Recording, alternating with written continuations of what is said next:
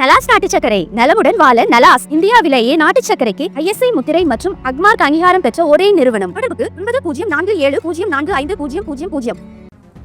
அண்மை செய்தியை பார்த்துக் கொண்டிருக்கிறோம்.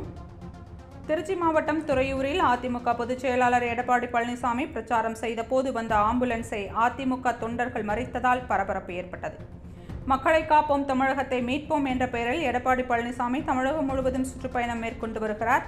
அவரது கூட்டத்தை இடைமறிக்கும் விதமாக திமுகவினர் ஆம்புலன்ஸ்களை அனுப்பி தொல்லை செய்வதாக அதிமுகவினர் குற்றம் சாட்டி வருகின்றனர். இன்றைய துறையூரில் எடப்பாடி பழனிசாமி சுற்றுப்பயணம் மேற்கொண்டார். அப்போது இந்த வழியாக வந்த ஆம்புலன்ஸை அதிமுகவினர் இடைமறித்தனர். பின்னர் ஆம்புலன்ஸின் பின்பக்க கதவை திறந்த தொண்டர்கள் உள்ளே பார்த்தபோது நோயாளிகள் இல்லை என்பதால் ஆத்திரமடைந்தனர்.